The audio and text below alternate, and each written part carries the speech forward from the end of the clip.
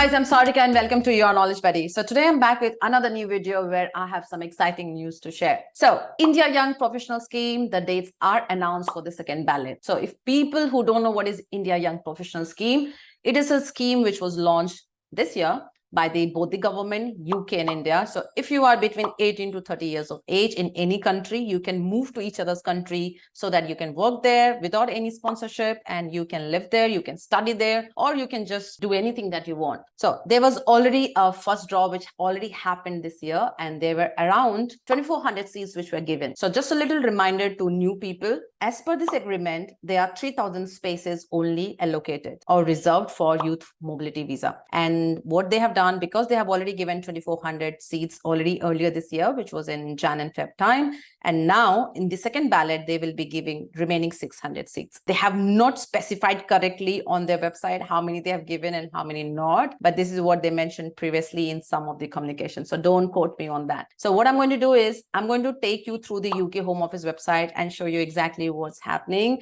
and also touch upon different points so that you are clear as your next step. So let's get started. So this is the official website of the government.uk, where you can see the India Young Professional Scheme visa. Okay, remember, you cannot apply for the visa till the time your name is in that lucky draw. How you can do that? So it's like, you go to this website where you fill all the details, and if your name comes in that lucky draw, then you come on this page to apply, because till the time you don't get an invitation from them that you are already lucky or you're picked up for this India Young Professional Scheme, you cannot apply for this visa. Okay, so this is where they had talked about the eligibility criteria, documents you must have, overview, and apply. So first, I'm going to touch upon the ballot date, because I know you guys are interested. So the next ballot open is at 1:30 p.m. Indian Standard Time on 25th of July, 2023. So you have still time. And then the next, it will be closing within 48 hours, which is 1:30 p.m. on 27th of July. And the timings are Indian Standard Time, not UK's time. Okay. So remember this time, because your window will not be open more than that. Earlier this year, because of huge traffic, their website crashed and they had extended the time period, but I believe they will be working towards it now. They know the traffic should be manageable because they have already added all the infrastructure which is needed. Now, before you enter the ballot, in one of the communication, it was mentioned there were a lot of people who applied were not eligible. So make sure you're eligible. So what you need to enter your name in the ballot, and also you will go through the eligibility criteria.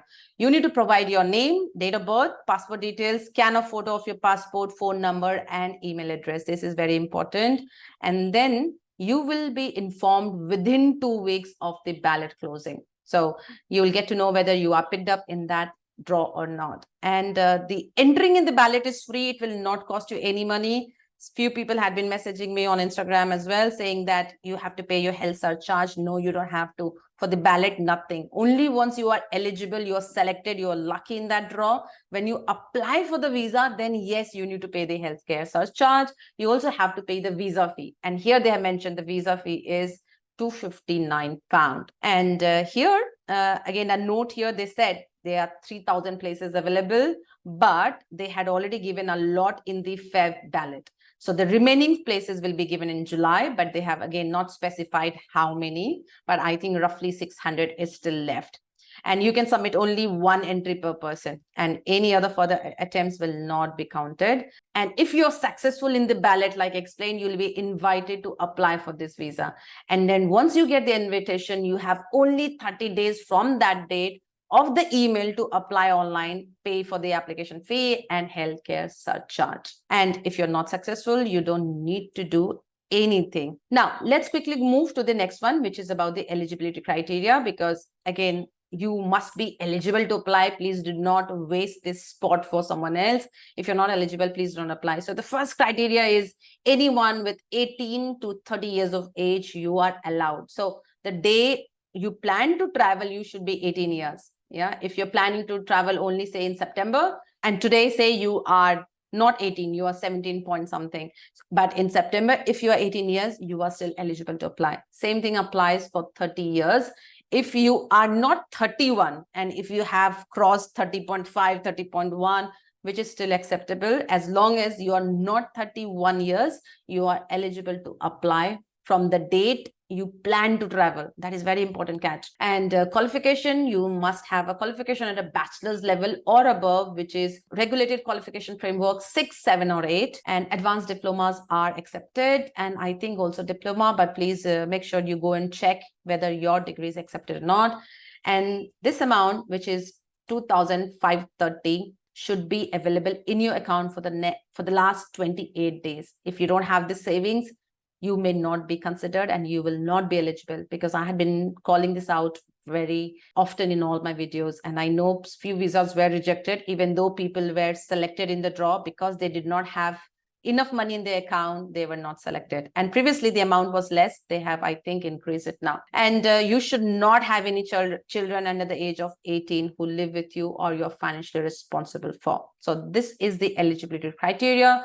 Make sure you just go and spend some time reading this in detail. Now, in terms of eligible qualification, like I already mentioned about the UK bachelor's degree or level 6, 7 or 8 or equivalent overseas qualification. Now, money to support yourself, I already covered. You should have this at least 28 days in a row. You will have to provide evidence when you apply. So it can be your bank statement, it can be your fixed deposit or something else. So that's the eligibility criteria. Now let's quickly talk about the documents. Again, these documents are not needed now. It's only needed when you apply for the visa. And for that, you need to be lucky in that draw. If you're not lucky, you will not even come to this stage. So just a little heads up, if you get lucky, make sure you have all these documents ready, because you will be given only 30 days. So you must have a valid passport or any other document that shows your identity and nationality, and evidence that you have 2,530 pounds in your bank account.